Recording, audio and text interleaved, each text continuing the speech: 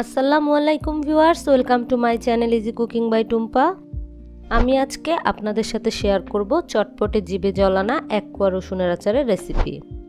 রসুনের ঔষধি গুণ সম্পর্কে তো আমরা সবাই কম বেশি জানি, তাই এটাকে আপনারা ঔষধি আচারও বলতে পারেন।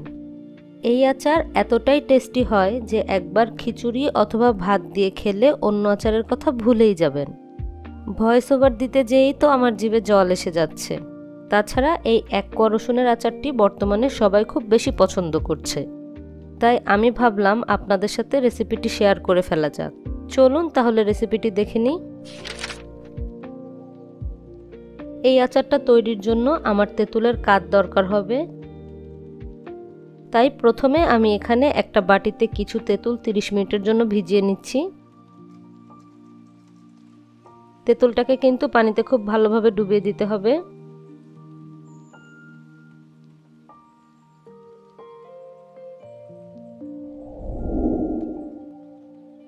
তিরিশ মিনিট পর এভাবে হাত দিয়ে কচলে নেব।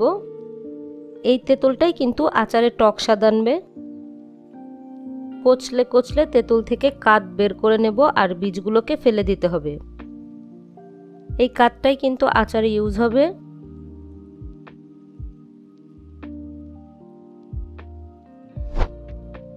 এখন চুলায় একটা প্যান বসিয়ে নিয়েছি আর তাতে দিয়ে দিচ্ছি 1 কাপ সরিষার তেল। আর হ্যাঁ, এই আচারটা কিন্তু সরিষার তেলেই বানাতে হবে। ফোড়নের জন্য দিয়ে দিচ্ছি 4-5টা আস্ত শুকনো মরিচ, দিয়ে দিচ্ছি 2 কাপ ছিলে পরিষ্কার করে নেওয়া 1 কোয়া রসুন। খেয়াল রাখবেন রসুনের গায়ে যেন একদম পানি না থাকে। ভেজা রসুন দিয়ে আচার করলে কিন্তু এটা দ্রুত নষ্ট হয়ে যাওয়ার পসিবিলিটি থাকে। এখন দিয়ে দিচ্ছি 1 টেবিল চামচ শুকনো মরিচের গুঁড়া, 1 চা চামচ ধনিয়ার গুঁড়া আর 1/2 চা চামচ হলুদের গুঁড়া, 1 চা চামচ দিয়ে দিচ্ছি লবণ, 1/2 টেবিল চামচ দিয়ে দিচ্ছি আদা বাটা। এখন এগুলোকে নেড়ে নেড়ে 4-5 মিনিট কুক করে নেব। অনবরত নাড়তে হবে যেন নিচে মশলাগুলো পুড়ে না যায়।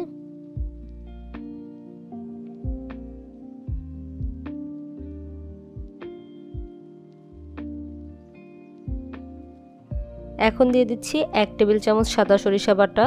এই সরিষাটা আমি 2টো কাঁচামরিচ ও একটু লবণ দিয়ে বেটে নিয়েছি।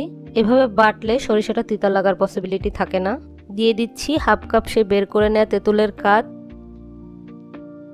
আরও দিচ্ছি 1/2 কাপ চিনি। এবার সবকিছু মিশিয়ে নিতে হবে আর নেড়ে নেড়ে রান্না করে নেব যতক্ষণ পর্যন্ত না এর মধ্যকার পানিটা শুকিয়ে আসে আর রসুনগুলো মোটামুটি 80% মতো সিদ্ধ হয়ে আসে। এবার দিয়ে দিচ্ছি 1 টেবিল চামচ পাঁচফোড়নের গুঁড়া। পাঁচফোড়নটাকে আমি শুকনো তাওয়ায় হালকা তেলে গুঁড়ো করে নিয়েছি। এটাকে কিন্তু একদম মিহি করে গুঁড়ো করার দরকার নেই, এটা একটু দানা দানাই থাকবে। সবশেষে দিয়ে দিচ্ছি 2 টেবিল চামচ ভিনেগার।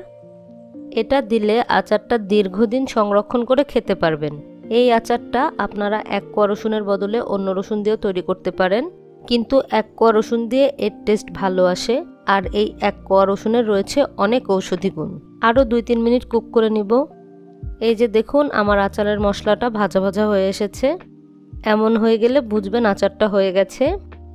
এই আচারটা তৈরির সময় একটু সাবধানে তৈরি করতে হবে যেন রসুনগুলো সিদ্ধ হয়ে একদম গলে না যায়, আবার যেন শক্তও না থাকে।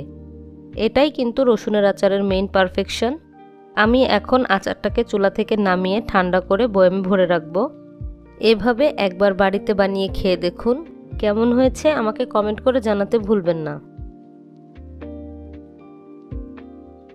এভাবে বয়ামে রেখে আপনারা এটাকে সারা বছর সংরক্ষণ করে খেতে পারবেন।